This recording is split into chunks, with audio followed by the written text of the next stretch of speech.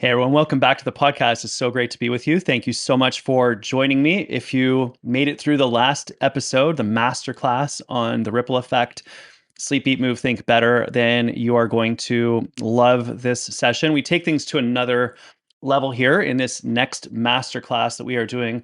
This one is based on a combination of the Rest, Refocus, Recharge book that I wrote and also the most popular elements of Powerhouse, my most recent book. We cover off focus. So, where we spoke about thinking clearly in the ripple effect, then we immediately move into a similar but deeper version of that, more protocols, more depth. So, we do focus in on focus, concentration, and attention. We then dive into learning and strategic thinking, the states that we need to be in to be able to absorb information in this era of constant, unrelenting distraction. We then dive into creativity, innovation, problem solving, the coming up with new solutions to old problems. And then finally, we dig into thrive, the people, places, and pursuits that enable us to reach our potential. So this is all about the next level and focusing a lot actually on the brain and our mindset, a deeper exploration of our mental health, our mental performance. I think the ripple effect focuses probably a lot more on our physiology. This one's moving a little bit more into psychology and performance psychology, if you will. I'm not a psychologist, I'm a physiologist, but a lot of my amazing friends and colleagues are experts in that area. So I lean on them a lot for the information that we talk about herein. So I hope that you enjoy this masterclass. It's another 2 hours. Grab a tea, grab a coffee, grab a notebook. There is a PDF workbook that you can download that accompanies this session with all sorts of exercises that you can do, some thought exercises to help you action this information and turn it into reality for yourself. So hope this is helpful. You might have to listen to this over a couple of sessions. It is a long one. It is a deep dive. It is a masterclass, but I know that it will make a huge difference for those of you who make it all the way through. If you have any questions, ping me on social at Dr. Greg Wells. Happy to get those. Might take me a while, but I'll do my very best to answer every single one of them. So let's dig into it. Please enjoy this masterclass on Rest, Refocus, Recharge, and Powerhouse. Through disruption, focus, uncertainty, learning, creativity, and rapid change. And ladies and gentlemen, thriving. Dr. Greg Wells. Thank you. All right, good afternoon, everyone. It's great to see you. How many people were here for my session this morning? Oh, wow. Okay. That's shocking. Welcome back. It's nice to see you. We'll carry on the conversation. For those of you that were not here this morning, welcome. It's great to see you. I'm into health and wellness and high performance. I'm a physiologist. I do my research at the hospital for sick children, used to be at Toronto General. And then I also do a fair bit of work with the Canadian Olympic team and have for many years. So I explore healthy high performance. What can we learn from the medical literature, but then what can we also learn from high performance practice? And that way we can all elevate our health, our well-being, and reach our potential. Right now, I'm fascinated by the tension between health and performance, and that there's so many demands upon us. The world is changing. Things are uncertain. There's economic headwinds, and we are trying to perform to meet those demands, which compromises, in some cases, our health. And then we take a break from work in order to recover our health, and it's just this teeter-totter, if you will. I really want to try to help us find a way where we can be healthy and high-performing at the same time. And so all of my remarks today will be geared around that idea of just trying to reach our potential as human beings. To get us started, I would like to do a little bit of a science sprint around the physiology of stress. And that will set the stage for the remarks that I make for the rest of today, which will be a stream of consciousness around all sorts of things we can do to get back up to thriving. I'll begin with this image of my son, Adam. We do a lot of mountain biking and other sports like that. I love sports where my children have to wear body armor. So it's fun for me because I get to take my kids to go do stuff like what Adam is doing right here. You can see he's less thrilled about the situation. In fact, if you look at his face, you can see that he is clearly questioning his choice of parents at this particular moment in time. You can also look at his hands and the way that he's holding his hands. Clearly he's, nervous, as he should be. He's looking at a downhill mountain biking course. The reason why I throw this up is I actually believe that this is a perfect representation of how so many people are feeling right now. As we look out upon the world, as we see the news headlines, as we're faced with technology and all of the changes that are coming, we're looking out at the world and we're we're feeling it. There's definitely a sensation of anxiety, tense, nervous, anxious. People are emotionally dysregulated, and that could be you, that could be your partner, that could be your family, that could be your friends, that could be your clients. Many, many people are struggling right now. If you don't believe me, try cutting someone off in traffic and see what happens these days. It will not go well. People will lose their minds. So we have to help. We have to understand what's going on so we can navigate a path forwards. So let's take Adam as our example. He's gathering information from the environment. He's seeing certain things that are making him feel nervous. What happens there is that information enters through the eyes and the ears and gets into your amygdala. The amygdala is a structure inside your brain that's responsible for a number of different things. Among other things, it is responsible for categorizing the information that's coming into our brain as either challenging or threatening. Challenging being this is info that's coming in, but I've got this, versus threatening, which is this is coming in and it's going to be a problem. Either way, when the amygdala gathers that information about our environment, in order to get your body ready to cope with the environment, it activates your sympathetic nervous system and shoots information down through the spinal cord. Information shoots down through the spinal cord to get the body ready for action. Next thing that occurs is that your kidneys, the adrenal glands, which sit right on top of your kidneys, come online, and they flood your body full of cortisol and adrenaline, your stress hormones that make your heart beat a little bit faster. They strengthen your muscles. They increase your ability to concentrate and focus. All of the things that enable you to go out and do what you need to do in the world at the highest possible level. In this case, Adam's stress response is online. As a result, he can navigate the downhill mountain biking course and get out into the world and do what he does at the highest possible level. This is an analogy, of course. This is you doing your work. This is you driving through traffic. This is you getting a block of information done. This is you solving a problem for one of your patients. All of the different things. Now, when your body is flooded with cortisol and adrenaline, and when we experience that stress response causes molecules to be released, which flow through your body, and they activate your DNA to help you to get stronger, fitter, more resilient. For example, if you do strength training, you are stressing the muscles, even causing some micro damage. Then we have some food, we get some rest, and your muscles will rebuild themselves to be slightly stronger. If we go for a walk or a jog or a swim, your muscles will become depleted of energy, your mitochondria will come online, and you'll build more red blood cells, you'll build more mitochondria, you'll replenish your muscle energy supplies, and you will become slightly fitter. Same thing happens inside the brain. When we do cognitive work, the neurotransmitters in the neurons become depleted, there's some oxidative damage to neurons inside the brain, and you actually rewire your brain to become more resilient. Your cognitive capacities begin to develop. We're constantly growing. We're constantly adapting. Like when you were a kid, you stacked some blocks in kindergarten, and that was really, really hard. And then you took a huge nap afterwards, and your brain got a little bit better. And that happens over and over and over again every single day. And now look at you. You're a dentist. It's incredible. You're working in the field. You're taking care of people. You're in a place where you are actually reaching your potential, I hope. Now, here's the challenge. That is the stress response. It acts upon our body. It helps us to cope with the environment and everything that is happening. It sparks adaptation under certain circumstances and not under others. And here's the big challenge that we're being faced with at the moment. In the world right now, amongst knowledge professionals like yourselves, there was a study published by Deloitte in a white paper that I read recently that highlighted the impact of burnout on working professionals. I'll draw your attention to the two big numbers on the left there and highlight that it seems like 87% of people who are in knowledge work, like yourselves, you're professionals with significant training and you've got significant responsibilities, they're engaged with their jobs. We like what we do. It's meaningful to us. We're trying to do well. We want to do well at our careers. Most people are engaged in trying to do well. But 77% of those people are struggling with burnout. We're tired. Some people are exhausted. Many people are feeling fatigue. And in this case, it shows that a lot of people are experiencing burnout, which is that even when you rest, you're still tired. If you're overwhelmed and you rest, typically you can get back up to baseline. But when you're in burnout and you rest, you're still tired.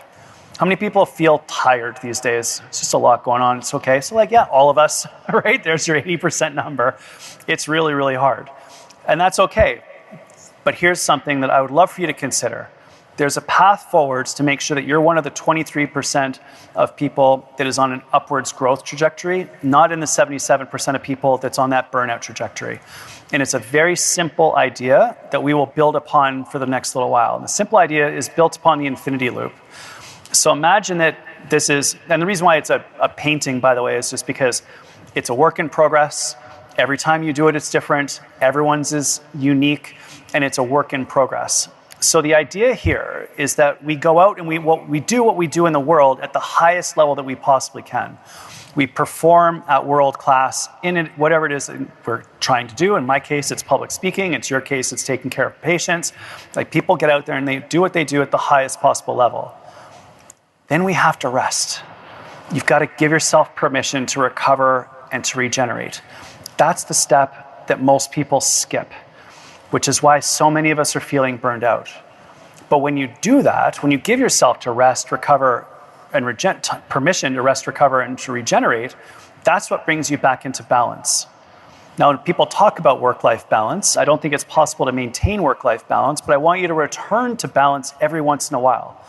It's your center point. It brings you back to being grounded, which sets the stage for you then going out and performing at world class again. Follow that up with deep rest to bring yourself back into balance. This is the twin cycles of peak performance, deep rest to return to balance. That's what creates, I believe, healthy, sustainable high performance. That's how we do well over time. That's how we protect our health and well-being as we do what we do at the highest possible level. The step that's being skipped right now by the vast majority of people because we are so busy. And even when we get a chance to rest, what we do is we doom scroll through social, or we check the news, or all of the things that are happening in the world, which just make us feel tense, nervous, stressed, and anxious again.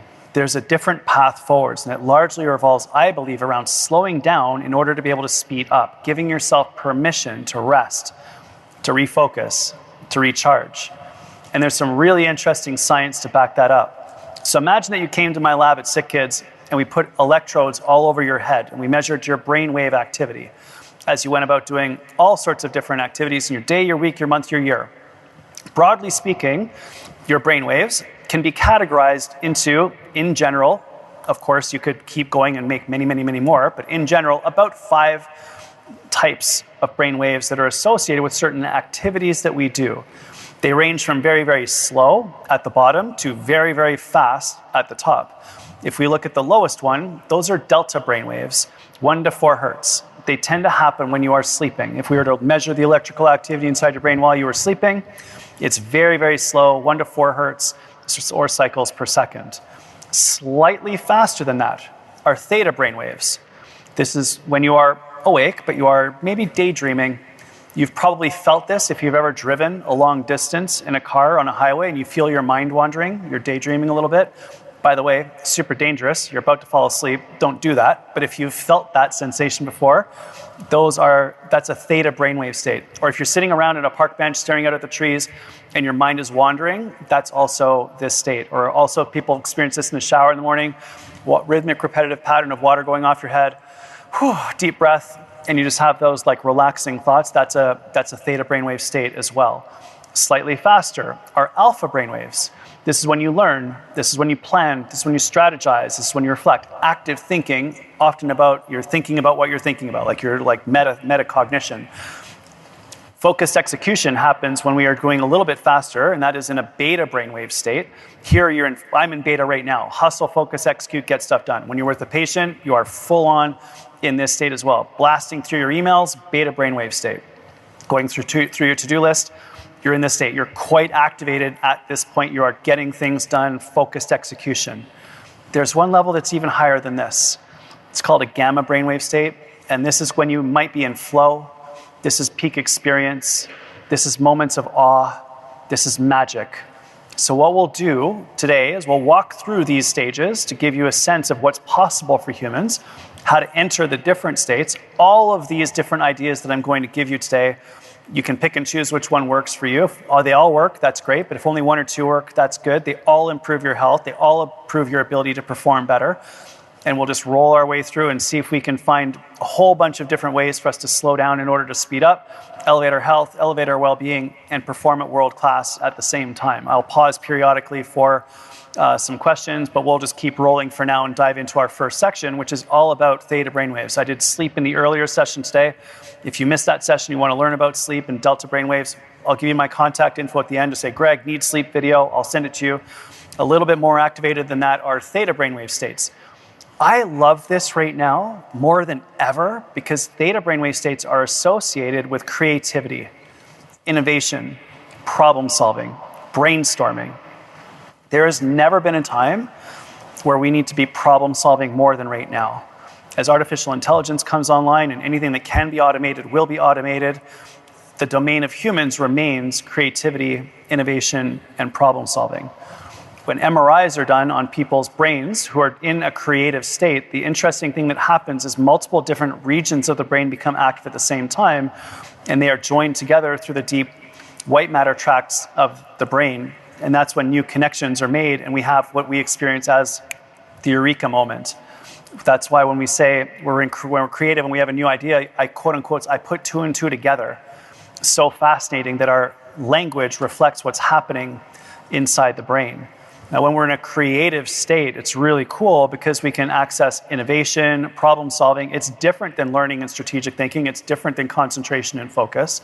These are different cognitive states to be in. When we're in that creativity, ideation state, it's associated with creativity, innovation, and it often happens when we're doing rhythmic, repetitive activity.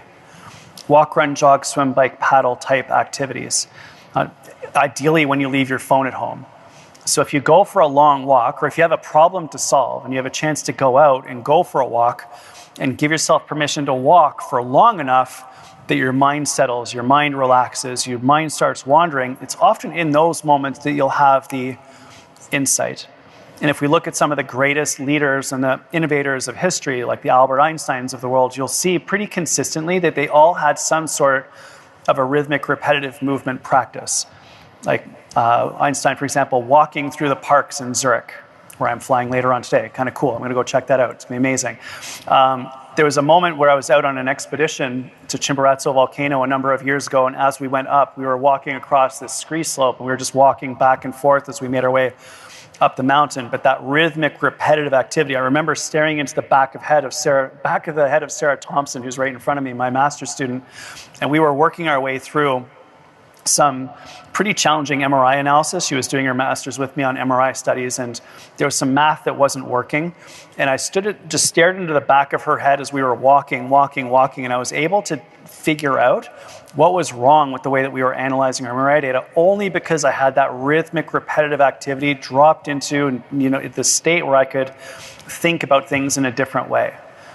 So for you to be able to access this, we often say that we need to take some LSD. Joking, obviously. LSD is long, slow distance. Walk, run, jog, swim, bike, paddle, some sort of a rhythmic, repetitive movement over enough of a period of time such that your mind settles. We stop with the ruminating thinking. We allow our minds to wander. And it is in those states, a calm state, where everything is settled, it's people almost think of it like you're wasting time or procrastinating. But actually, this is where some of your greatest ideas can come from. It's one of the reasons why the Beatles created Abbey Road Studios. It was a place where they could go to do their most creative work, not be interrupted, and just get into the right state to be hyper creative, to solve the problems that we need to solve in our lives. I love going out on the paddleboard. That's a shot of sunrise in Toronto down in the beaches. And in the summer, I'm out on my paddleboard at sunrise all the time. Partially because I've learned not to take my phone with me. I have 2 phones that are on the bottom of Lake Ontario. I now go out there without my phone, and it's a chance for me just to be by myself. And I know that there's some discussion right now about the loneliness epidemic, which is a significant problem for so many people. We are connected. We are actually more connected than we've ever been, yet people feel lonely. The difference and the nuance, the subtle nuance here, is that in order to get into a creative state, we often need solitude. We need to be by ourselves, or we need to be with the people with whom we are being creative. And the difference between solitude and loneliness, one of them is positive. Solitude can actually lead to creativity, can lead to recovery. Loneliness, not so much. Loneliness actually has a significant negative impact on our mental health, our physical health, our emotional health. The subtle difference being solitude is that you are by yourself by choice. Loneliness is that you are by yourself not by choice. So we'll talk later on today about cultivating community, building dream teams, identifying your brain trust. We want to be with the people who elevate us, who support us, but every once in a while we need solitude in order for us to be creative. Maybe that's with the people that we're being creative with, but that's a few of the things that set the stage for us entering into this state of brainwave state, which enables us to access a state of functioning that is really important right now as all these technological changes come online. So I would ask you to practice a little bit of solitude from time to time. And the two characteristics of solitude that I want you to think about are non-time and no one. Non-time meaning there's no real amount of time that you've set that you either have to do or that you have to leave by. It's just an open block of time, and I realize that we're so busy that this doesn't happen very often. I love doing this on Friday mornings. I love doing this on Sunday mornings, like early times when I'm not going to get interrupted, but just time for you. And that's okay. We need time to think. Our lives are busy. Our lives are complicated. We have problems that we need to solve. You may have a patient who you're really struggling to figure out, how do I fix that person? Well, we just need that time to work our way through that. And when I say no one, it's you by yourself, so you can do the thinking necessary, or you with the people that you need to be doing the thinking with. Sometimes my wife Judith and I will just go for a walk. We'll go for a drive. We'll just spend some time. And once we're settled, then we can have the conversations that we need to have. But practicing solitude is an unusual superpower in a time when we are hyper-connected, but not necessarily in a meaningful way. I think solitude enables you to connect with yourself, and if you practice solitude with the people that you need to do cool things with, it builds those connections up to a completely different level as well. I love this quote, "A busy mind will destroy your ability to do great things in this world. You need a free mind," from Naval Ravikant. And I encourage you to think that right now, when we are alone, we're in solitude, when we're in this state of brainwave state, that is a state where we can leverage the fact that calm is an absolute superpower. Now, I know that I've done a lot so far. We've talked about the psychophysiology of stress. We've talked about the twin cycles of peak performance. We've talked about getting into a theta brainwave state, calming ourselves down with repetitive movement, getting into solitude to enable us to do the work that we need to do at the highest possible level. I like to stop and take a few questions, as you guys know from this morning. What has come up for you? What questions do you have for me? I'm going to keep things moving relatively quickly, so we're only going to do 2 or 3, but what have you got for me around anything that I've said so far? Stress, recovery, mindset, creativity, anything at all. I know people love asking questions about sleep and stuff like that. This is getting into a bit more of the mental health zone, which makes people feel super uncomfortable, but I will stand here in uncomfortable silence until someone asks me. So what do we got? 1 or 2 questions about this stuff. I guess when you talk about practicing solitude, how often should somebody be doing that in terms of time or times a week, minutes, those kinds of things? Got it. So how often should we be practicing solitude? How often? How many times per week? What's the duration? Whenever I speak to elite high-performing groups like this one, people always like, how much exactly do I need to be doing? When should I be doing this? What are my timelines? How do I determine success? I would encourage you just to breathe through this, and every once in a while, you just need to be by yourself, and that's okay. Every once in a while, you need some time to think, and you might need a long time, you might need a short amount of time. I don't think there's any real, you need to be in this zone, or there's some sort of thing that we're trying to achieve with this stuff. This is very much more just being aware of yourself, being aware of what's going on, recognizing the fact that sometimes we need solitude to be creative, to solve the problems, or to do what we love to do at the highest level. You might like cooking, for example. That is a creative pursuit. Maybe you like to play music in your spare time. That's a creative pursuit. So we don't always need to be quantifying everything, my dear dentist friends, and I know that you guys like to fix things on a specific schedule to get yourself out the door, to move on to the next thing. I love you guys so much. I just finished my Invisaligns. Thank you very much. You're amazing. But maybe every once in a while, we just need to give ourselves permission to go for a walk with no actual agenda. And that's the difference, actually, with creativity and this state, the theta brainwave state. It's not an activated state. You're not in a state where you're actively on a time or you're trying to accomplish something. In fact, the instant that you try to accomplish something, you can't be in a theta brainwave state. There has to be no active thought. You're daydreaming, you're ideating. and that's complete calm. So it's a really hard thing for us to wrap our heads around, and it's a really hard thing for us to drop into on a regular basis. But I think it's an absolute superpower right now when we're so busy, we're so activated, we're always on the go. It's a different state, and it's so good for us. So I really appreciate your question. Thank you for letting me make a little bit of a joke for you, a joke with you on that one. Thank you so much. We'll come up here, and then we'll go over to that side. The time when we are practicing solitude, how can we communicate with others when we are doing that? Got it. So when you are practicing solitude, how do we communicate with others while we are doing that? I would encourage you actually not to. That's the whole point, actually. But in order to enable you to do that and actually be in solitude, to do the thinking, to be creative, to solve the problems, to come up with the new ideas, to read the book, to cook the food, whatever it is that you're doing, play the music, listen to the music, other people may be relying upon you. If you're in this room, you're probably in some sort of a position where you interact with others and others are relying upon you. But we need some time for this. So you might tell people, and people might get to know the fact that on Friday mornings, you are doing your walk. I'm out for my walk. That might be at lunchtime. And so when you inform others of what you're doing, they'll support you. But if they don't know what you're doing, if they don't know what you're trying to accomplish, you're going to get interrupted and you're going to get pulled out of this state. So it's not so much like how do we communicate with others while we're in the state. I would suggest that we communicate with others about the state. I'm so busy. I've got so much going on. I'm having a really hard time thinking right now. I just need some time to sort some stuff out. I'm going for a walk. I'll be back in 30 minutes to an hour. Can you cover me while I'm gone? And most people will be like, see you later. We've got this. The other cool thing about doing that is you then empower the people that you leave in charge, and that will elevate their skills and abilities and responsibility as well. So it's almost like we build people up by giving them some autonomy to make the decisions while you're out there thinking about the things that you need to figure out and solve. Does that make sense? Amazing. Is there another question? How about taking supplements for burnouts or midday burnouts or improving energy? Got it. So what about taking supplements for naps or energy or those sorts of things? I made the joke this morning, but I'll make it again. So with Deep Love, you're awesome, you're crushing it, you're doing awesome in life. We're going to get to know each other a little bit better over the next couple of hours. But the joke that I often say about this is that if you have a bad diet and you take supplements, you'll have expensive urine.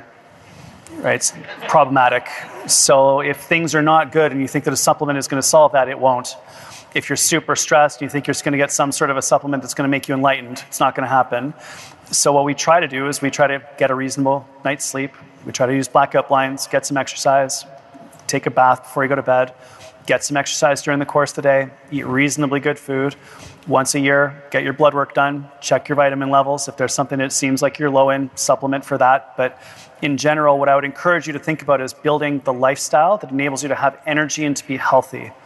Then once that's dialed, which takes a lot of energy, attention, focus, sometimes also a financial commitment to healthy food, for example, then at that point we can consider supplements. But it's a supplement. It's to supplement. It's not to guide. It's not to lead. So that's how I would sort of put that off to the side. And then whatever you are low in, supplement that. Or if you have a specific issue, sleep, then we can do research on, are there any supplements that help with sleep? Could be magnesium, could be some other stuff, but then you can look for that specifically. That's the philosophical approach that we have with regards to supplements these days. I hope that that's helpful. Hi, Doc. Good to see you. Yes, some of us, myself included, would value the company of the family pet, a dog or a cat or something. Can that be considered an aid to help you calm yourself down, or would it be more considered a dependency to calm yourself down? Oh my gosh, what about pets? I mean, there's so much great research that shows that interaction with a pet increases oxytocin, which is the love hormone that just puts us into such a great mood. But when it comes to creativity and calm, of course, sometimes your pet can absolutely do that. I have Luna. She sits on my feet while I work at my desk. She's like my therapy dog, right? So it's very hard for me to be upset when Luna's hanging on my feet. It's the best. But when Luna's hungry, she really is not helpful for me getting into a flow state. She will sit there and look at me and wag her tail and then start pawing at the desk. I'm like, all right, we got to go. So I think they're tremendously amazing for us, for oxytocin, love, calm, happiness. Going for a walk with your puppy is a great excuse to get out of the house for a little while to take a break, especially on the weekends. We're big fans. It's super great, but of course they can interrupt you from time to time as well. But yeah, big fan. Okay, let's keep rolling. You guys are amazing. Thank you for this. So let's continue to work through our model. We're going to go slightly more activated now. We're going to talk about alpha brainwave states. We're entering into metacognition, thinking about how you think. This is about twice as activated as the daydreaming mode that we were just speaking about. So this is sort of like 8 to 15 hertz or cycles per second. This is closely associated with learning, gathering new information, planning, strategizing, deconstruction, reflection. You're not in full-on focused execution mode, sort of in the middle here. We're actively thinking, but we're planning, we're strategizing, we're navigating, if you will. A little story for you to explain how this works. That's Shishui National Game Park in South Africa. In 2003, when I graduated from my PhD, I couldn't get a job, which is awesome after maxing out your student loans. So I sold everything that I owned, which was like a television and a couch, got that out the door, and took what was left, which was a bicycle and a tent, to Cairo, Egypt. And I spent the next 5 months cycling south through 10 countries in Africa. So Egypt, Sudan, Ethiopia, Kenya, Tanzania, Malawi, Mozambique, Zimbabwe, Botswana, South Africa. I think that's all of them. And on that expedition, which is in the Guinness Book of World Records as the fastest human-powered crossing of the African continent, which I am not in because I got hit by a cow in Malawi, but the other people that made it are in the Guinness Book of World Records. 2 people met on that expedition. They ended up getting married. And they, after the wedding in Durban, South Africa, we went out on safari in Shishui. It was amazing, absolutely incredible. I'm a little bit of an adrenaline junkie, as you may be gathering. So when we got to the lodge to figure out what type of safari to go see the animals you could go out on, the first option was the morning game drive. Cool. There was a nighttime game drive. Better. And then there was someone had written in chalk, walking safari. I was like, you can be part of the food chain? I want to do that. So I went for a walk with this gentleman who's carrying a very small gun. And we were trying to find all the animals. We couldn't really find any because they know that humans are by far the most dangerous thing out there. So they scatter when they detect humans. And I was like, well, where do you think they are? He said, well, they're probably at the watering hole because that's where they have to converge to drink, and then they eat each other there. And I was like, perfect, let's go there. So we went to the watering hole and ended up walking through the watering hole. The animals were not there. But then we stood up on this mound of earth right there on the top. And I looked to my left and I saw this. Now I froze. The rhino froze. Its ears locked in on me because they hear better than they see.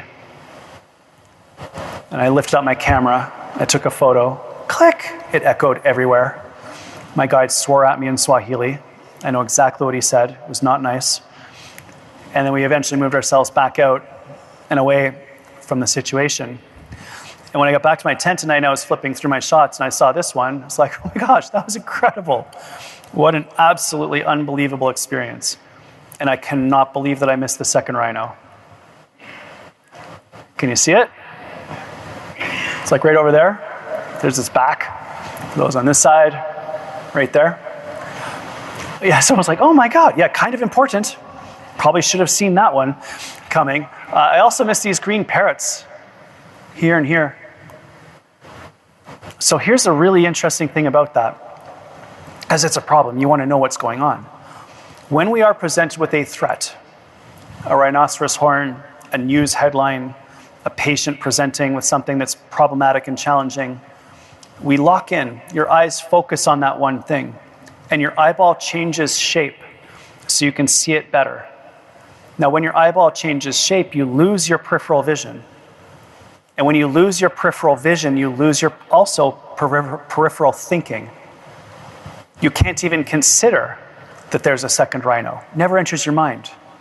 You certainly can't consider the green parrots.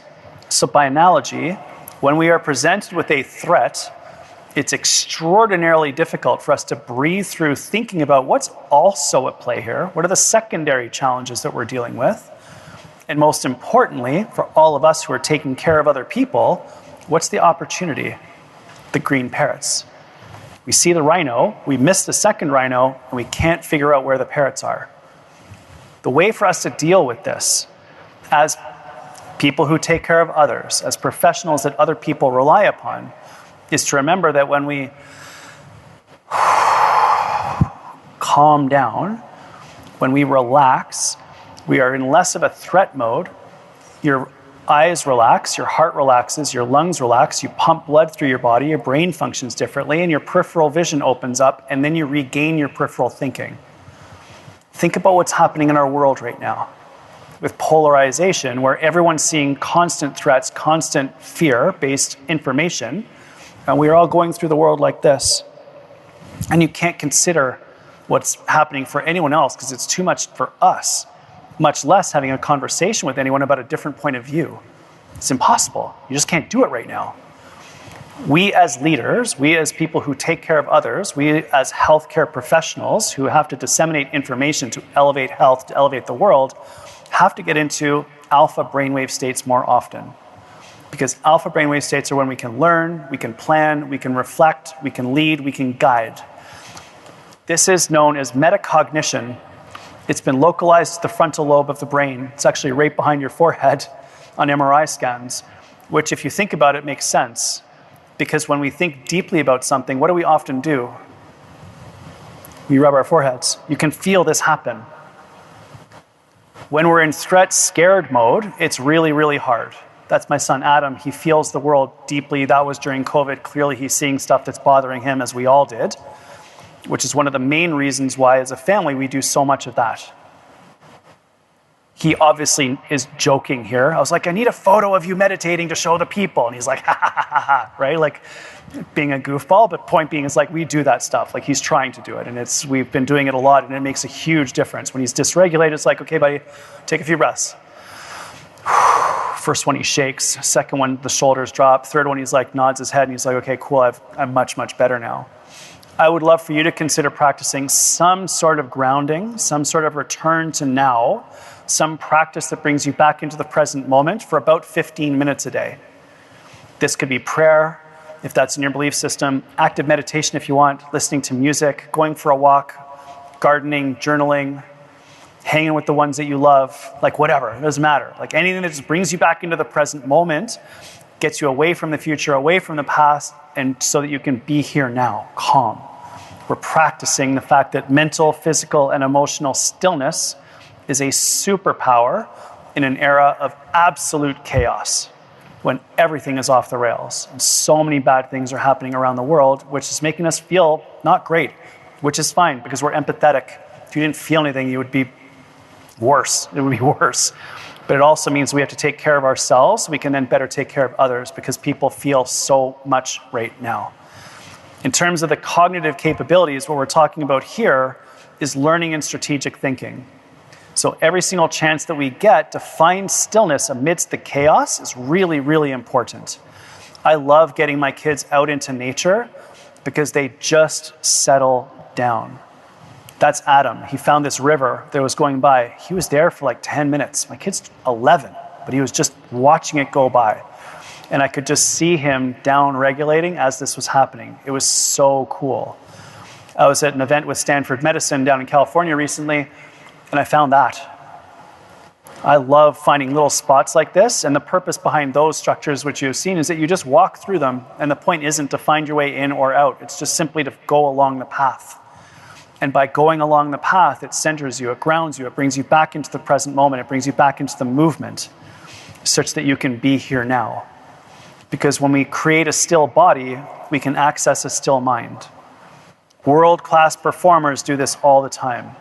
It's about finding calm and relaxation in and amongst doing what we do at the highest level. This is one of my athletes out of Vancouver in training before the Olympic Games. We were down in Florida, and this was to be Adam's last really, really hard workout before the upcoming Olympics. I'm not sure if you know this or not, but the closer that you get to an Olympic Games, the less hard work you do. You want no aches and pains, no injuries, no stress, no fatigue. So about 6 weeks out, no more hard training. You taper your way in. So last really, really hard workout. Adam is in yellow. Anders Gustafsson from Sweden is in black. They were the number 1 and number 2 athletes in the world at this time. And they were training together, flying up and down the river. And it was incredible. And I was having a great time, taking blood, doing my heart rates, GPS, all the stuff, like having a great time. They were not so much because they were working so hard. Adam was swearing at me. I won't repeat what he was saying because he's now Minister for Sport in the government. So can't tell about Adam dropping F-bombs all the time, but it was happening. But it was really, really cool to watch the number 1 and number 2 people in the world train together right before the Olympic Games. I managed to get that photo, but then I got back to my hotel at night again, flipping through my shots, and I saw this one. And as soon as I saw that photo, I was like, I think Adam's going to win the Olympics. Can you see the difference between them? Who's got something for me? What do you see? Yeah, Adam in yellow, look at his face. His tongue's hanging out the side of his mouth. Like he's going flat out, all out exercise. But he's so relaxed that his tongue is hanging out the side of his mouth. Look at their jaw. And how Adam's jaw is completely relaxed versus Anders, who's like gasping for air and his jaw muscles like bulging out the side of his mouth. By the way, a relaxed jaw is a prerequisite for entering a flow state. So when people are calm, it opens up all sorts of other cognitive capabilities as well. There's one other example in that photo of the exact same theme. Look at their hands. See, Adam's barely gripping the paddle, and Anders is gripping it. So Adam is going fast. He's relaxed. He's energized. But Anders is gripping the paddle, tense, stressed, nervous, anxious. They're going the exact same speed at the exact same time of day, at the exact same point in the training cycle. They're the same level of athlete. They've both broken the world record before. They're doing the exact same thing in 2 completely different ways. I would like you to go through life a lot more like Adam so that you can perform at world class, but also be healthy. And the reason why that's critical is because 70% of the deaths in the Western world are caused by stress-related illnesses because we go through life like Anders. I love Anders. He's incredible. He moved here. He's now a coach of the Canadian team. He's awesome. He's learning, not saying it's bad or anything like that. It's just like, but the shift from that state to that state is what we need to be creating. It is not easy to do, especially when you're under pressure. Here's Simone Biles at the last Olympics. In between events at gymnastics. And this is not easy for her. Look at where her hand is. It's on the injury site. So what is she doing? In order to get her ready for the next event, she's finding calm amidst the chaos, which is not easy for her, not just because of the injury. If you're familiar with her backstory, she was subjected to horrific abuse at the hands of her team doctor. So she's an abuse survivor as well, in the microscope of the Olympic Games, getting back up onto the Olympic podium again. Like, I love her. Incredible role model for my daughter. Someone who's demonstrating how to do hard things, how to overcome obstacles, how to be a leader for young people like my daughter. I love this quote as well from Ray Dalio. Your unique power of reflectiveness means you can think deeply about subtle things to come up with learning and wise choices. Tense, nervous, stressed, anxious doesn't usually lead to great decisions. Calm, cool, relaxed, energized typically does. So in this world, as we are trying to navigate difficult things, as we're trying to take care of people, as things are dysregulated, our ability to find stillness is an absolute superpower. The core skill that you may have noticed I have been using here to demonstrate this is breathing. When we breathe, obviously, we move air in and out of our lungs. Oxygen gets into your blood, CO2 leaves. Your heart pumps that blood through your body, delivers oxygen to your mitochondria, which then uses that oxygen to break down the foods that we eat to build energy, which then moves out in the form of ATP to your muscles and to your brain. Breathing is crucial for that. But breathing can also help us to control our emotional and cognitive state. If we look at the Yerkes-Dodson law from 1908, the fundamental principle that is taught to all athletes and high performers around high performance, and the way that this works is on the y-axis we have performance, x-axis, we have activation. At this end down here, where we're low activation, we're bored, we don't care, we're tired. As a result, our performance is not good. Down here at this end, your activation is very high. This is stressed, nervous, tense, anxious. As a result, performance not good. Somewhere in the middle, we have this beautiful state of peak performance. That's the state that Adam was in, whereas Anders was over here. If we use the emojis to teach this, and I cannot believe that I'm using emojis to teach this stuff, you will notice that there is the swearing emoji down over here, the poop emoji is down over on this side, and we've got the optimum starry-eyed guy up over there in the middle. What we use breath work for, what you have noticed me doing, like the long, slow exhale, that helps to pull us back into this zone, back into the optimum state from too much stress. It also works in the other direction too. You might notice athletes on the start line or in the middle of a competition going, like exhaling really, really hard. That psychs us up. Your breath can control your energetic state. We can use that to stay in the zone. The type of breath that works so easily to get us started with this is the breath of calm, which is what I've been practicing to help bring me back into a state of balance as I describe some of these challenging situations that we are in. If getting a birthday cake is part of your culture, you'll be familiar with the birthday cake comes, everyone sings you happy birthday, and then you do the, you blow out the candles. I now have 54 candles, not thrilled about that, so it's a lot of exhaling in order to blow out all the birthday candles on my cake these days. But that's long, slow exhale is what helps us to calm down. I did my PhD on respiratory physiology, and so we identified all of the different parts of the brain that were associated with breath and breathing, and we discovered that a lot of them are centered in the medulla, the green part, and when we do long, slow exhales, it settles the neurons in that region. I've also circled the regions that are a little bit higher up inside the brain that are associated with emotions like stress.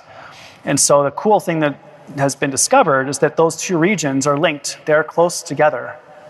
And when we take those long, slow exhales, the breathing center of the brain through electrical pathways helps the stress centers of your brain to calm down as well.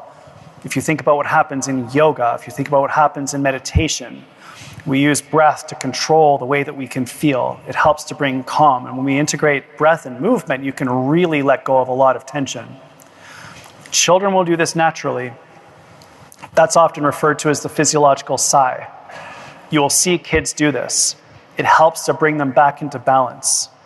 Children will do this naturally. You will see them, when they're crying, go, and then, right? They do those extra little sips at the top. So if you are in a moment where you're really feeling it and you really need to regain control, deep breath in, extra little sip, and then the long, slow exhale to bring it back. This could be in between patients. This could be in the middle of seeing a patient. This could be dealing with a conversation with a loved one that's particularly problematic. I do that in traffic all the time. I spend a lot of time on airplanes. I can't tell you how much box breathing I do when I am on airplanes these days, which is actually another tactic that you can use to bring yourself back into balance. The way that box breathing works, and this would be incredible for your patients, by the way, because it enables you to stay calm and regulated for a longer period of time under stressful circumstances, is that you do 4 seconds in, 4 seconds hold, 4 seconds out, and 4 seconds hold. And it keeps your blood oxygenated. It keeps you blowing off CO2 so that you don't feel any panic sensations. The controlled attention on the counting centers your mind in the here and now to enable you to stay calm, cool, and collected in and amongst a stressful situation that persists for a long period of time.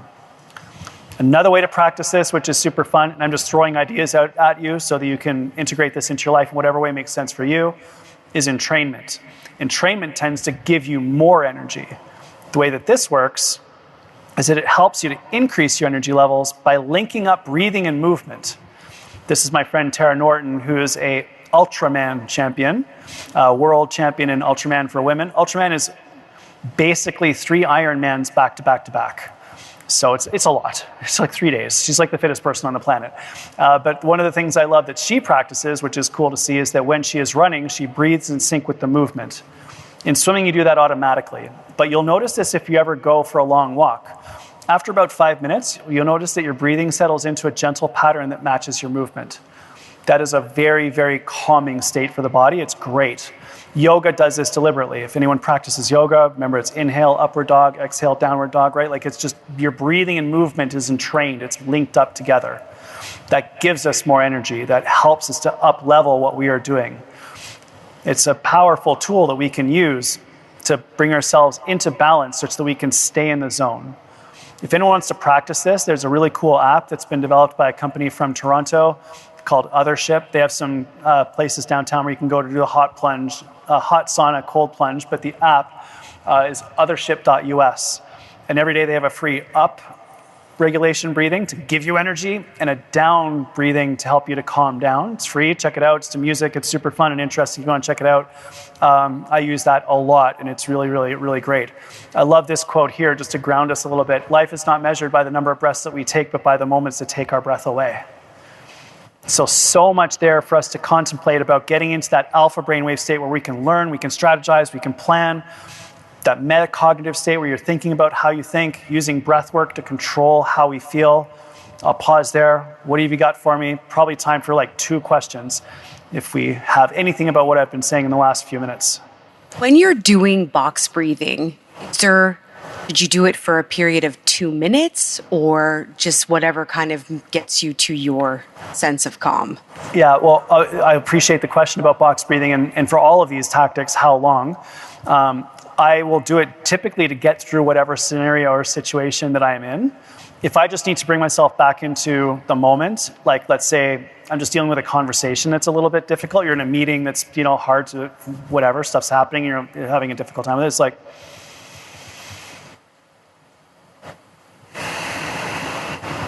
now you just saw me hyperventilate, so it may not work to do it through breathing through your upper chest. You can also do it through your stomach. And then no one even notices. You actually just look like you're being thoughtful. People think that you're listening to them better, makes them feel better, when in fact what you're doing is trying to calm yourself down to deal with the stuff that they're saying to you. But it also could be like on the subway, in traffic, on an airplane, just a moment where you're feeling it. And so I have used it to get myself through the times that are tough, however long that might last. But I often find that 3 or 4 rounds and I'm right in the place where I need to be. So the real answer is as long as you need to, and 1 round will work, but maybe it might even be 5 minutes, depending on what you're going through. So yeah, it's a very, very powerful tool. And the cool thing about box breathing is it's sustainable indefinitely because you're controlling in and out. If you hyperventilate and you blow off all your CO2, you'll get dizzy, and then that's not good, right? So we don't want that. You can actually pass out. So it's sort of a way for you just to navigate and stay in it as long as you need to. It's a really cool tool. Have you ever heard of Wim Hof? Yes. So Wim Hof taught me how to do cold water immersion in Zurich exactly 10 years ago. He does. Yeah, the breathing technique that accompanies the cold water immersion is as far as I've learned it, is 30 deep breaths, exhale and hold for as long as you can. And then you do 30 deep breaths as you enter the water, exhale and hold. And then 30 deep breaths to stay in the water, exhale and hold, and then you get out. That's how they get people into ice water. The idea there is that you do the hyperventilation, you blow off all your CO2 to make your blood more alkaline. You exhale and hold so that your CO2 builds back up so that you don't pass out. And then by focusing on the breathing in the second round as you enter into the cold water, you're focusing on breath work, not the fact that the cold water is horrible, which enables you to get into the water and hang out there for a while, exhale and hold. Anytime that you're doing breath work in and around water, it's incredibly dangerous because you can pass out, shallow water blackout, so do not do this alone. Don't try this for the first time by yourself, even in the bathtub, because you can pass out and drown. But Wim Hof typically teaches it in a group format, so I've heard about him. I don't love the aspects of his business, especially more recently, that have proven to be quite problematic. So I like the breathing technique. I like the cold water immersion stuff. The more recent business practices I'm not so thrilled about, so I kind of left that for now. But the original idea was great, I think. But yeah, I've heard of him. It was really, really cold in the middle of the night in Zurich and a snowstorm in December when we were in Lake Geneva. So yeah. Okay, here we go. You guys are doing great. We're going to keep rolling. We're going to move a little bit quicker now because we're getting through towards the later stages. Now, those of you that were at the session this morning, you know about beta brainwave state. This is the focused execution. This is a repeat from this morning, but for the new people here, we'll go through it again. Beta brainwave mode, focused execution, getting things done quickly, efficiently, and effectively. The key practice here in an era of constant unrelenting distraction is deep focus. Now, this is a little bit hard for us to achieve, but I'll tell you the story. Last week I was in Bahamas for an event, managed to take my daughter with me. We went scuba diving, as we do. Super awesome father-daughter moment. I was hanging with my 16-year-old, super cool. And the area that we went to actually was visited by quite a few sharks. So those of you that saw me this morning, this was a different time we went swimming with sharks. We now do this often. She wants to be a marine biologist. We have to go find the sharks now. There was actually quite a lot of them this time. And she was go back one. She was really into this. But as we, show these to you and your eyes are glued up here to the screen, as you can see, she was actually having fun, which is kind of weird for your 16-year-old. Actually, what did she say to me recently? Daddy, I'm so nervous about this math test. I was like, you swim with a hammerhead.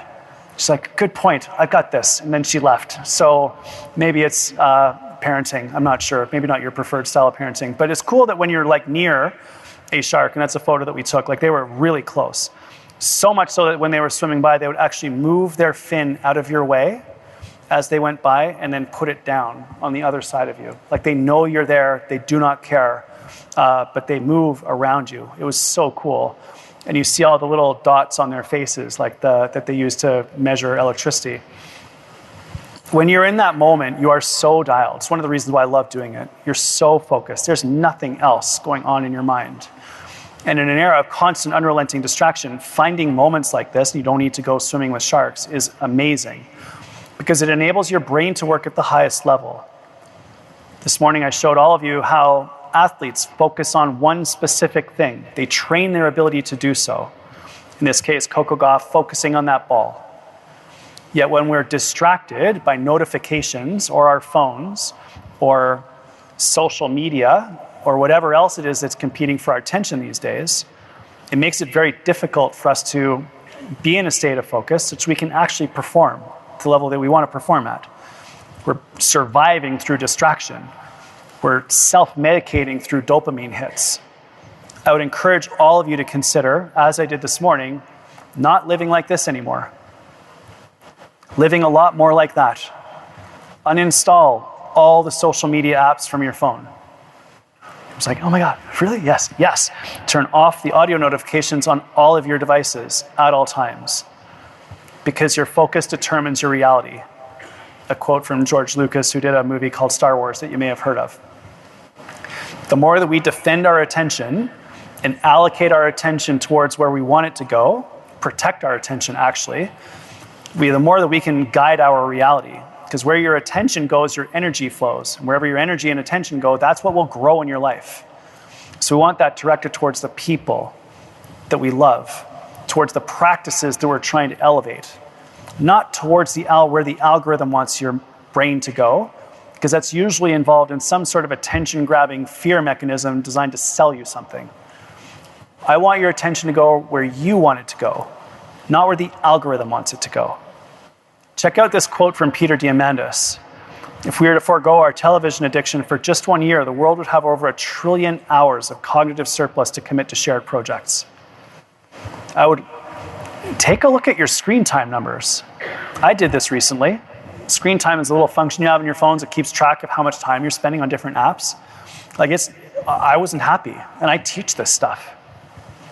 I showed my son how he was using his phone recently, which he just got, so we're teaching him about it. And he was like, oh my gosh, look at what I did. I'm like, I know, it's crazy, you don't even notice it. So please, defend your attention. Allocate it towards the things that you care about the most. Make sure that you protect it from distraction. Find the great podcasts. Listen to the incredible audiobooks by some of the greatest thinkers in the world. Follow people on social who elevate you, who encourage you. Connect with people on LinkedIn that you can learn from, that can elevate your career. Let's block out all of the distractions. Let's get rid of the negativity. Anything that you see online that makes you feel bad, delete and block. It's not your responsibility to see everything. Pick and choose what elevates you. It's not easy to do right now because they're so addictive. They're designed to capture and hold your attention, and we need to go in a different direction. Everyone's exhausted. Everyone's tired. 77% of the population is experiencing burnout right now. We need to find things that energize us. We need to find things that help us to deal with feeling like this so we can have the energy to go through life to do the things that we love to do at the highest level, and to do so in such a way that we build our capacities mentally, physically, emotionally, and spiritually. In order to do that and to navigate all of this stress, to manage our energy, we can think about the physiological principle of hormesis, which you're all familiar with. If you're not familiar with it, it basically means that a little bit of stress is good and a lot of stress is not. A number of years ago, we actually did a really cool study where we merged the national swim team with the researchers in cardiology at Sick Kids. And what we did was we used something called preconditioning, which is often done before surgery, where you will put a blood pressure cuff on someone's arm, you will occlude blood flow for 5 minutes, open up the blood pressure cuff, return blood flow to that area. You do that 4 times for a total of 20 minutes of occlusion, and a molecule gets produced when your arm is hypoxic or low oxygen that then circulates throughout the body and subsequently protects it from damage. We know that that works in medical situations. It's used in transplant and a bunch of other things. So we tried it in athletes to see if we could precondition them before racing, and it actually elevated their performance. It was really, really cool. But the point there being is that a little bit of hypoxia, a little bit of low oxygen is a hormetic stressor that sparks the creation of molecules which then protect the body from damage. A little bit of stress is good. But if you were to leave that blood pressure cuff on indefinitely, obviously the tissue would die. A lot is not. That is a core principle that we are thinking about a lot these days when it comes to navigating stress. It's in the plant kingdom, it's obvious. If there's no sunlight, the plant dies. Optimal amount of sunlight and water, plant thrives. Too much sunlight and water, the plant will die. It applies to us when we're trying to figure out, like, what do we do? How do we deal with all of this information that's coming at us from the people that got their medical degrees on TikTok online? Like, how do I figure all of this stuff out? We can think it makes perfect sense. Think about physical activity. When you're doing exercise, you breathe a little bit more to get oxygen in, CO2 out. You pump blood throughout your body. Your heart works and it becomes stronger and healthier when it does so. You build more red blood cells, which carry more oxygen around your body. You build more mitochondria to increase your capacity cognitively and physically to perform and have lots of energy. Obviously, you can imagine that it improves your muscle function. We've learned a ton about how physical activity also improves brain function, which is super cool.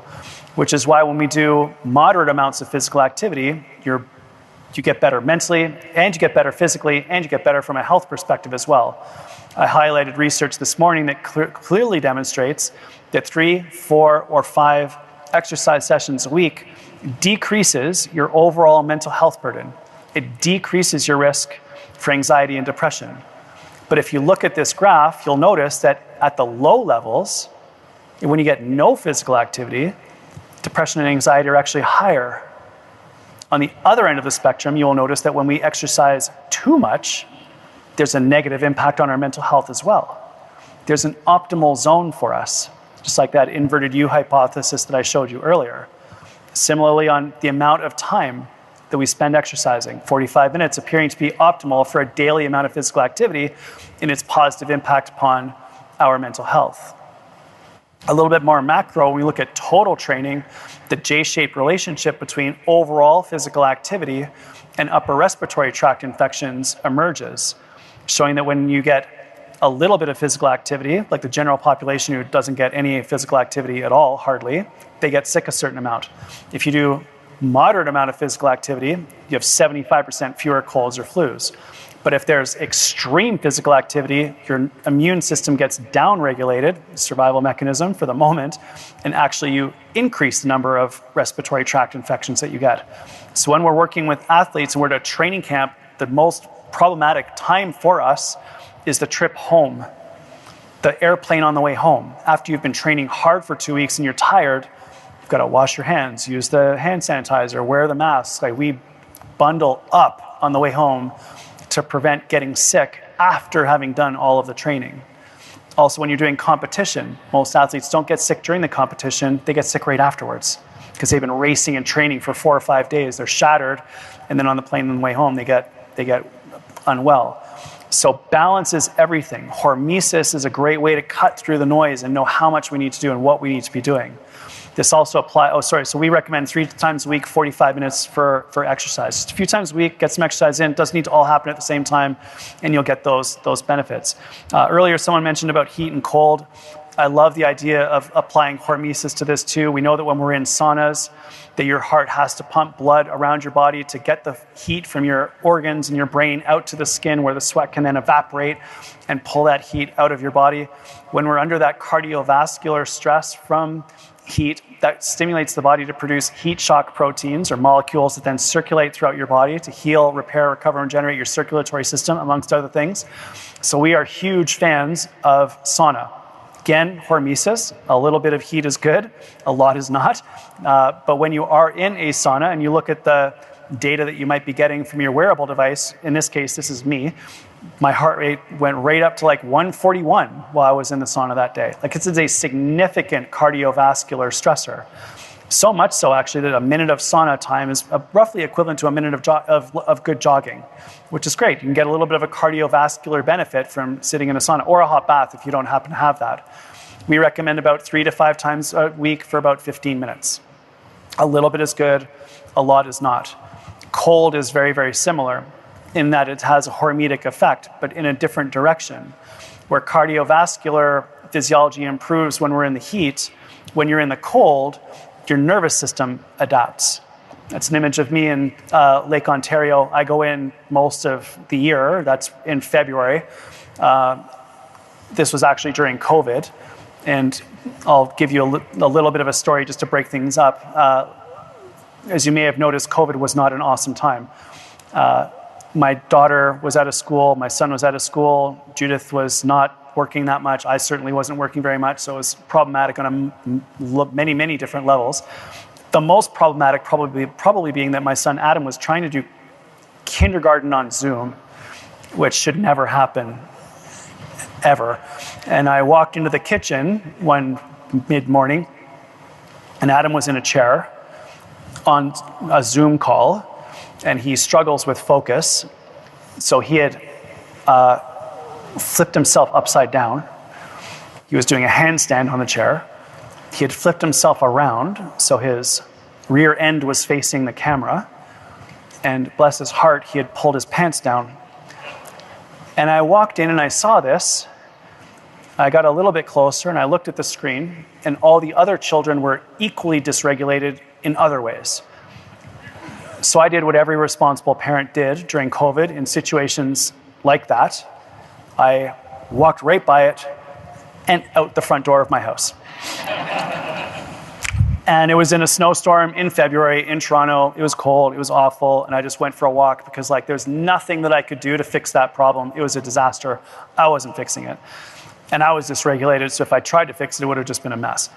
And I was walking up and down the area where I live, which is the beaches in Toronto, and it was snowing and it was cold, and I was by the lake. And I was like, the only way that this could possibly be worse is if I actually got into the lake right now. I was like, well, why not? So I kept my underwear on, unlike my son, and got into the lake. And I hung out there for a while, and I did my Wim Hof breathing technique so I could stay in there because I had learned how to do that. And I just felt layers and layers and layers of tension get sucked out of my system. And when I got out, I felt so much better. I was fascinated by this because I think it affected my brain more than my body. I looked up some of the data afterwards, and I realized there's actually a growing body of evidence that shows that cold water immersion is really helpful for depression, for mental health. So it's been a practice of mine on an ongoing basis ever since. Again, disclaimer, it's super dangerous. Don't do it by yourself. Learn the techniques, and it's possible. And just for fun, before we take a couple questions about this, complete laugh. I was doing it at another time, and my wife and my dog were walking up and down the beach. They found me, and Luna tries to save me. And then she gets out there and she's like, yeah, actually, no. You're totally on your own, buddy. So unlike heat, where my heart rate went up, you can see that my heart rate went down in this case. Like, it's just a way for us to decompress, to deactivate, to calm ourselves down. It's so helpful for us. Now, you don't need to get into ice water.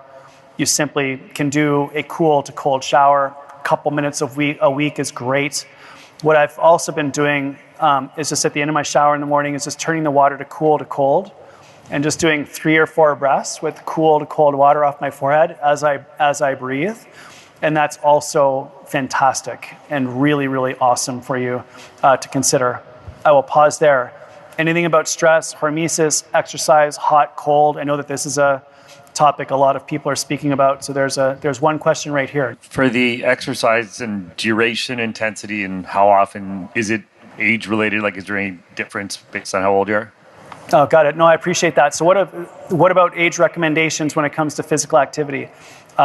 In general, what we say is that research from McMaster University shows that as little as 1 minute a day has significant, measurable, positive physiological impacts of benefit. So even a minute counts and is awesome. Your dose response benefits are basically like at an hour, you're kind of maxing out your benefits. Incrementally more after that, but in a perfect world, if you could get an hour, that would be amazing. Our CSEP, Canadian Physical Activity Guidelines, suggest somewhere around 150 minutes a week. So, a couple hours, 2 to 3 hours accumulated over the course of the week is amazing. Cardiovascular benefits from endurance, like walk, run, jog, swim, bike, paddle, are slightly different than strength. So if you can do some walking and a little bit of resistance training, mixing it up is also fantastic. From a mental health perspective, it's 3 to 5 times 45, but from a physical health, it's probably like 30 to 60 minutes a day, 4 or 5 days a week is kind of what we look for. It becomes more important as we age. When you're younger, you've got all sorts of hormones flowing through your system that heal, repair, recover, and generate your body. As we get older, we have to be a little bit more disciplined. We have to be a little bit more consistent. We don't want to lose the gains that we have made. So it becomes more important as we age. Of course, we want to be doing maybe not quite the same impact. We want to be a little bit more gentle. We want to be careful that we don't fall, all of those other things. I'm currently working with Chartwell retirement residences to build more movement into the days. And we're doing little things like the Wake, Walk, Water protocol, which is wake, drink some water, go for a walk. That's having a measurable impact on the number of falls that people are experiencing during the course of the day and helping people with dementia. So I think it's more important, but it becomes a little bit harder to titrate, and just being careful to make sure that we're not injuring ourselves as we get older. But it's critical for us as we age. For the age thing, does heart rate matter? Like, how intense should the heart rate get? Should it get to like 80% of max based on age, or does it matter? Got it. So yeah, heart rate zones. We used to worry a lot about heart rate zones, to be honest with you, and you had to be in a certain zone in order to be able to get the benefits. And lately, everyone's been talking about like zone 2 training and all those sorts of things. Overwhelmingly, what we are seeing now is that the real benefits come from people who practice general habitual physical activity, which is basically the number of steps that you get. And we don't really worry so much like, are you doing cardio? Are you doing strength? Which heart rate zone are you in? Because it's too complicated and no one tracks it. And so if you happen to have a treadmill with a heart rate monitor that is connected to the treadmill, and you're disciplined enough to do a run at a certain heart rate zone, you're great. You're crushing it. I know Olympians that can't do that. That's too complicated.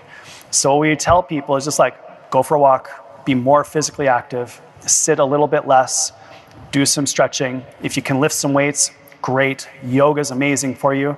Gardening and housework count. Just move your body.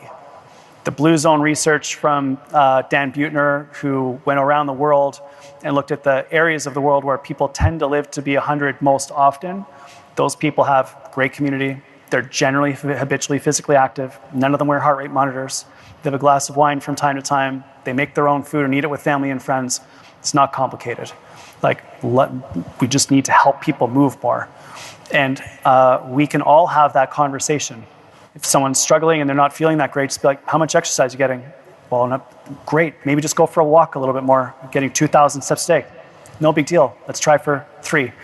10,000 was made up by a pedometer company as a marketing ploy. Actually, it's like 7,000 steps a day, which is, maybe a little bit more than an hour of gentle walking, and you're going to get all of those benefits. So maybe that helps a little bit. It's just a bit of an evolution. And if you want to go for the heart rate zones, of course, yes, absolutely.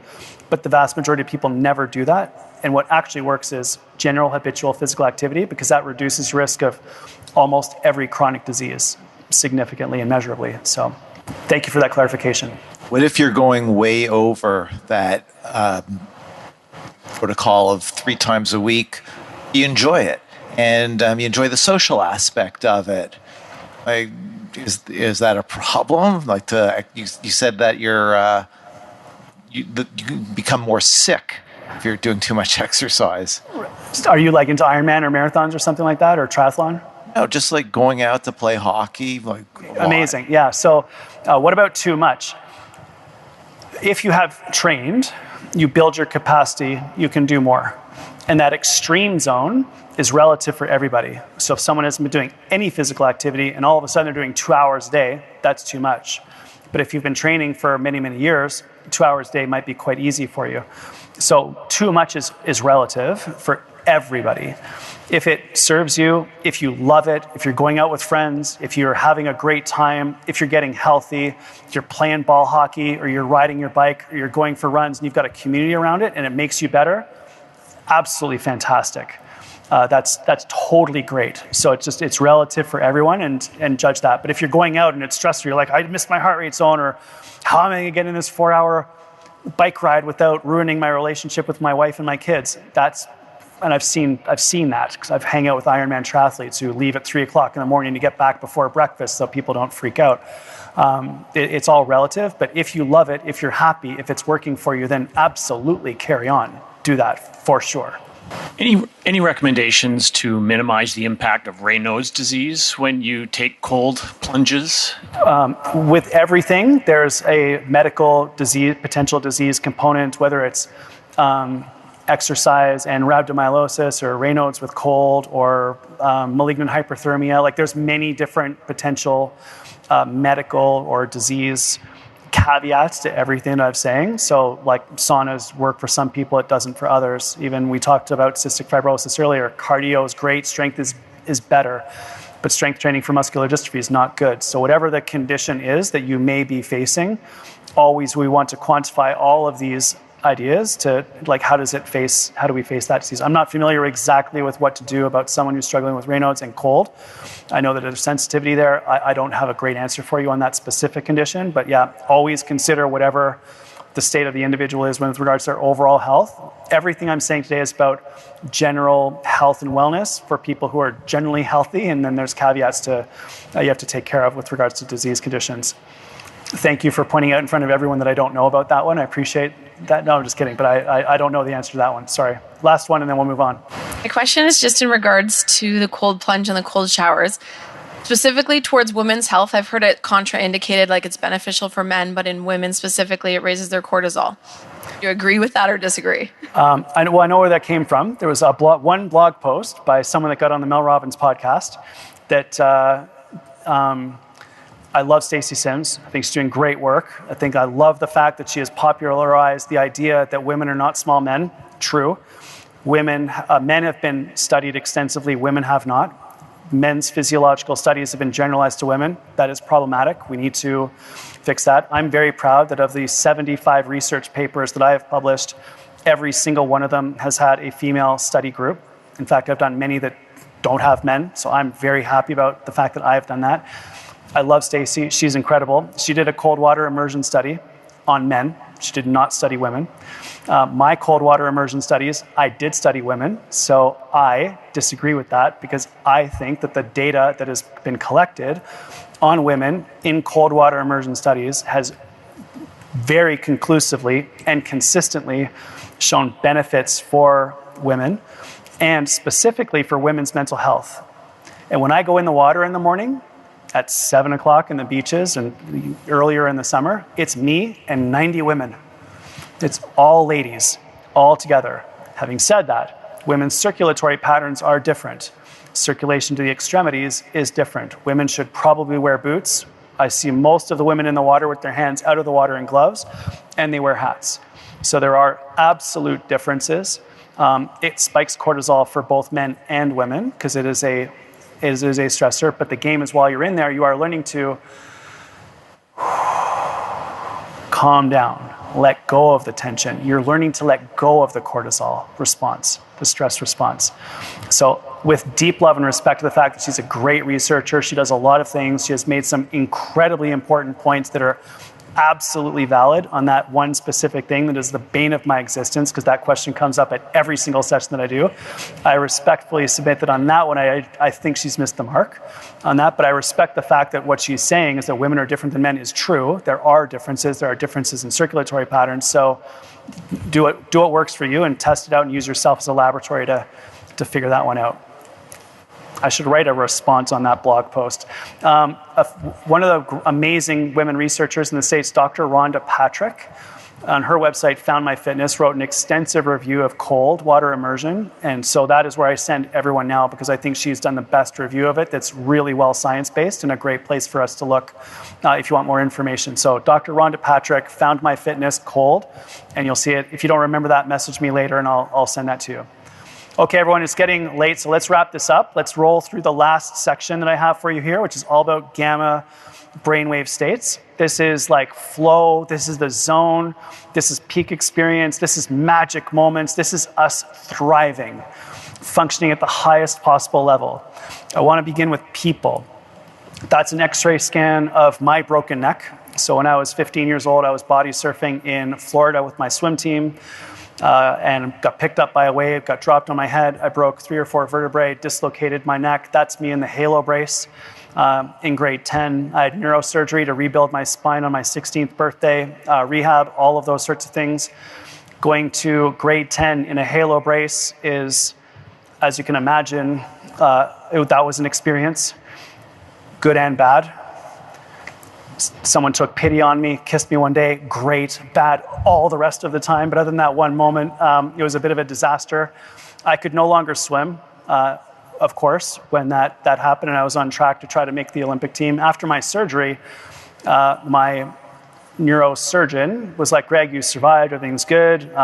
We've been able to rebuild the spine and stabilize all of the neurons, but you'll never swim again. And of course, that's a bit of a problem when you're 16 years old and you're told you can't do what you love to do anymore.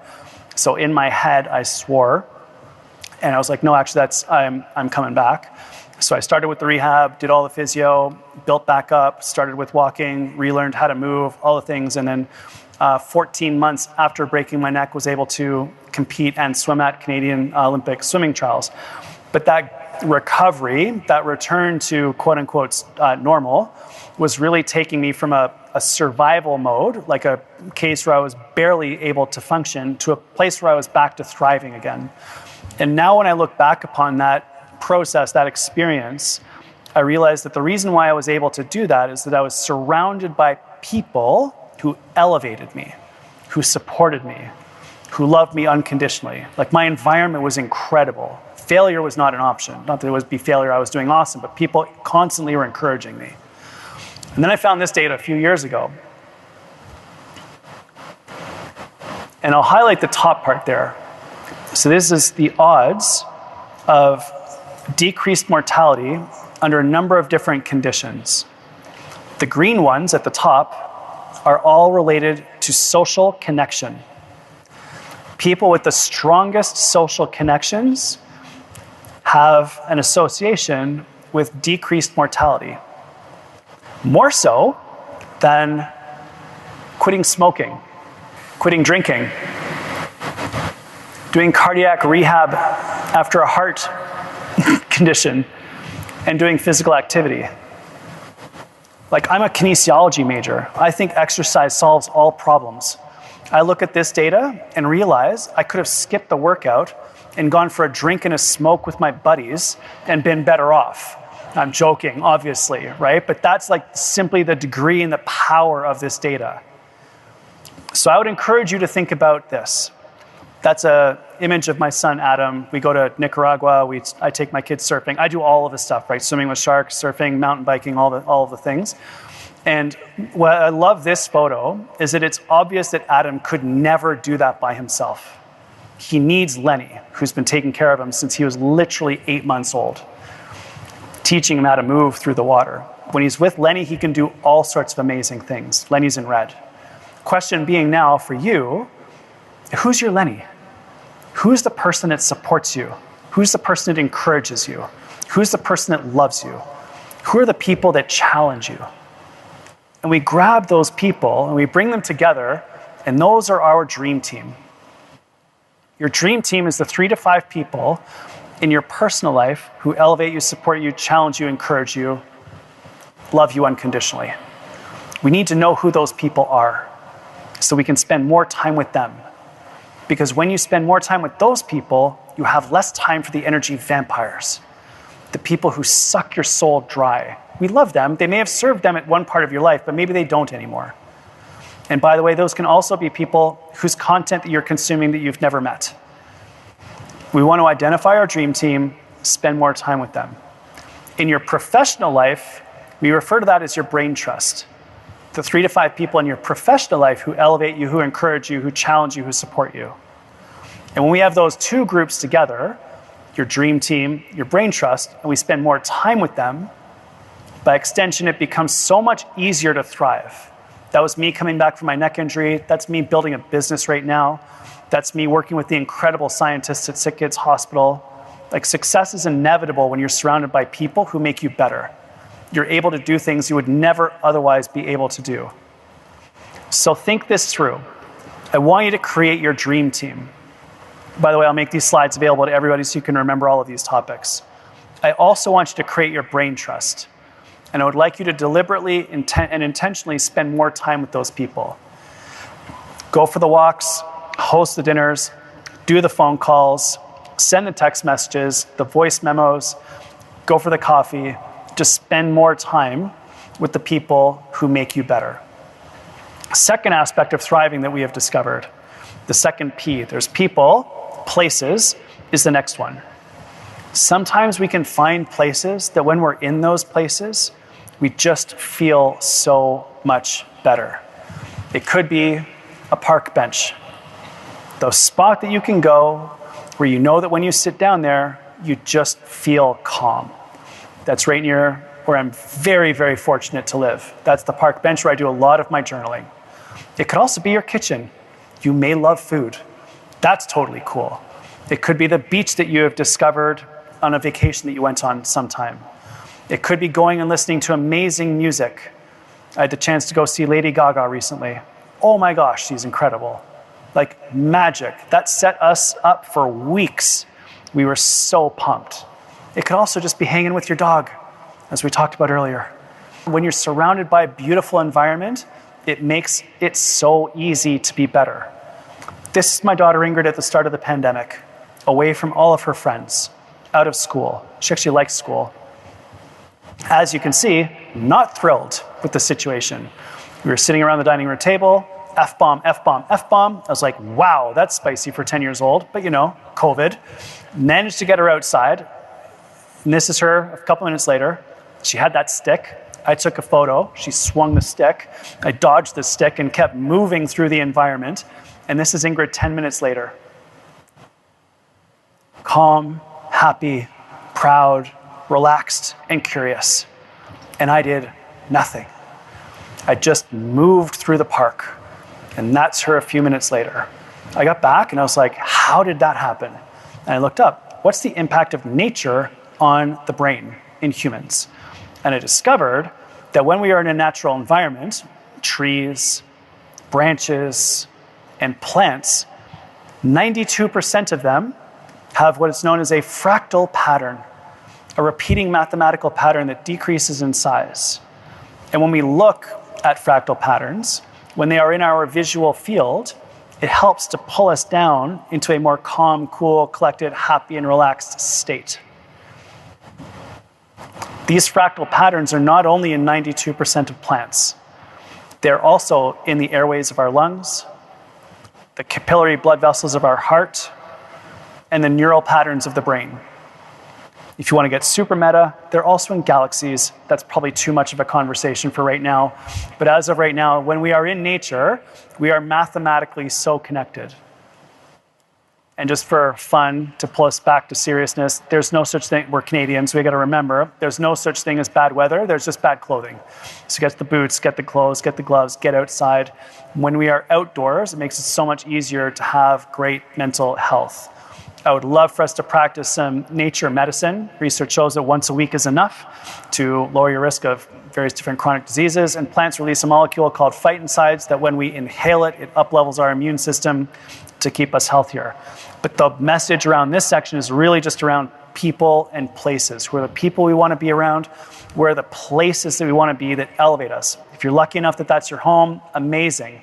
Let's think about how we can make our offices great places. Music, beautiful artwork on the walls, smiles when people walk in, which then sets us up to spend our time on great pursuits.